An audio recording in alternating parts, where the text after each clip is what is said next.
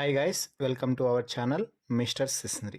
Big Boss Telugu season 9 చదరంగం కాదు రణరంగమే అంటూ ప్రారంభమై అంతకు మించిన వినోదాన్ని అలాగే ఆసక్తిని రేకెత్తిస్తూ ముందుకైతే సాగుతుంది అని చెప్పాలి. ఎందుకు అంటే ఈ సీజన్లో ఊహించింది ఏదీ కూడా జరగడం లేదు. బిగ్ బాస్ ఆడియన్స్ ఒకలాగా ఊహిస్తుంటే బిగ్ బాస్ మరోలాగా ఆలోచించి షోని ముందుకు తీసుకుపోతున్నాడు.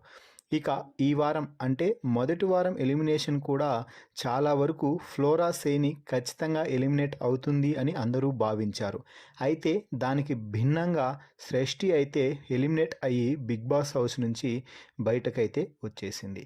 ఇక సృష్టి ఎలిమినేషన్కి అతి ముఖ్యమైన 5 కారణాలు ఇప్పుడు ఈ వీడియోలో చూద్దాం.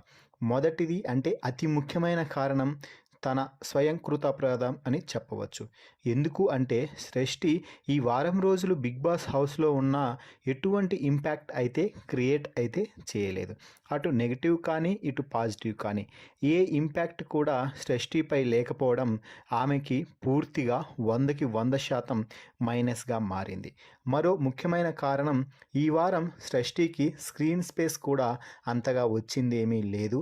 దీంతో సృష్టి ఎలిమినేషన్కి పెద్దగా ఓట్లు కూడా పడకపోవడంతో ఇక ఎలిమినేట్ అయ్యి తన ప్రయాణాన్ని ముగించుకోవాల్సి వచ్చింది. అయితే ఈ వారం అందరూ కూడా ఫ్లోరా ఖచ్చితంగా ఎలిమినేట్ అవుతుంది, సృష్టి ఎలిమినేషన్ నుంచి తప్పించుకుంటుంది అని భావించారు. అది ముందుగా వరకు మంచిదే జరిగింది, బాగా కూడా ఓట్లయితే పడ్డాయి. అయితే ఎప్పుడైతే సంజన ఫ్లోరాని టార్గెట్ చేయడం మొదలుపెట్టిందో బిగ్ బాస్ హౌస్లో పాటు అలాగే బయట ఉన్న ఆడియన్స్ కూడా ఫ్లోరాకి సపోర్ట్గా నిలవడం మొదలుపెట్టారు. దీంతో ఓటింగ్లో ఫ్లోరా పైకి వెళ్ళి సృష్టి కిందకి దిగిపోయింది.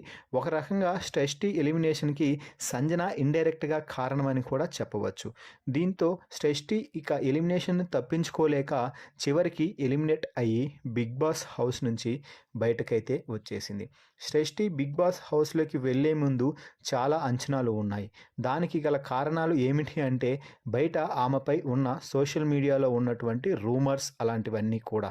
అయితే అవన్నీ కూడా నేను కాదు, నన్ను నేనుగా ప్రూవ్ చేసుకునేదానికి బిగ్ బాస్ హౌస్లోకి వెళ్తున్నాను అని చెప్పిన సృష్టి అవేమీ ప్రూవ్ చేసుకోకుండానే బయటకైతే వచ్చేసింది.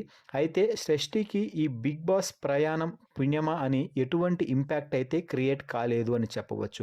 అటు నెగిటివిటీ కానీ ఇటు పాజిటివిటీ కానీ ఏమీ లేకుండా జస్ట్ ఒక వారం పాటు అలా వెకేషన్కి వెళ్ళి వచ్చినట్టుగా వచ్చేస్తుంది సృష్టి.